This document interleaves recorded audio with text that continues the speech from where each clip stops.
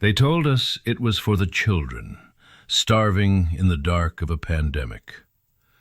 But while you were locked down, they were popping champagne in the Maldives. The greatest heist in Minnesota history starts now. $250 million. That is what disappeared from the taxpayer coffers, feeding our future. A name designed to tug at your heartstrings, but the only thing they were feeding was their own greed. Abdimajid Mohamed Nur. Remember that name. He wasn't running a soup kitchen. He was running a criminal enterprise. While Minnesota families struggled to put food on the table, Nur and his cohorts were setting up shell companies, fake invoices, phantom meals. $250 million gone. Look at the lifestyle. This isn't charity work. This is an Audi Q8 parked curbside in suburbia. This is a waterfront mansion on Lake Minnetonka. Prosecutors showed the texts. You're going to be the richest 25-year-old, inshallah. God willing? No. Fraud willing. They took money meant for hungry kids and turned it into a luxury vacation. Veuve Clicquot on a palm-fringed beach. Laughing at you, laughing at the law. They treated the U.S. Treasury like an ATM. And the price for stealing the American dream?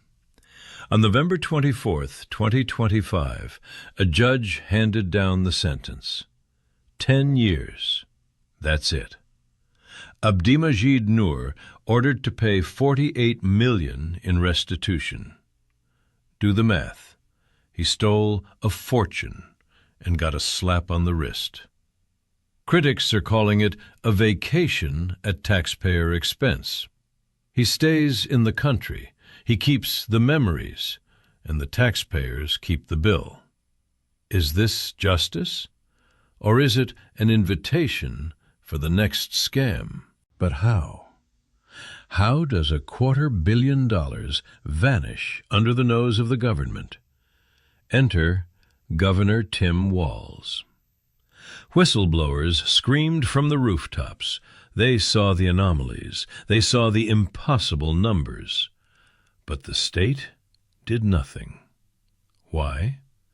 Fear. Fear of being called racist.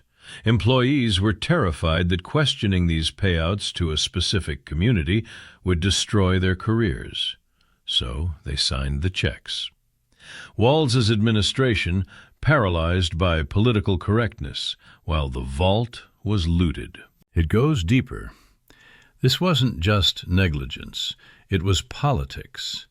Reports indicate donations flowed from these defendants directly to politicians like Ilhan Omar. A protection racket disguised as community support. The Democrats built a racism shield around this fraud. If you investigate, you're a bigot. If you audit, you're attacking a minority community. It provided the perfect cover for theft on an industrial scale. They bought influence with your money. And where did the rest of the money go? It wasn't just Audis. It wasn't just mansions. Intelligence suggests a darker path. Al-Shabaab, the terror group in East Africa. Hawala networks, untraceable money transfers, funneling American taxpayer dollars directly to the enemies of the West. We didn't just feed greed, we may have funded terror. This is no longer just fraud. This is a national security nightmare, and nobody is being held accountable for that. The American people have seen enough. They aren't buying the excuses. Listen to the voices online. @Matt Vanswall says he should face the death penalty. @ArmedandReady24 writes, 10 years, deported, access to offshore accounts. This isn't a punishment. And @WH Levitt sums it up. Tim Walz should resign. He is a disgrace to Minnesota. The anger is real. The theft is proven. But the question remains, will the leaders who let this happen ever face the music? 10 years for Nur, a lifetime of debt for us. Governor Walz wants you to move on. He wants you to forget the champagne, the cars, and the cover-up. Do not let them bury this. The stealing stops when the voting starts. I'm Bill Kurtis, and this has been The File on Feeding Our Future.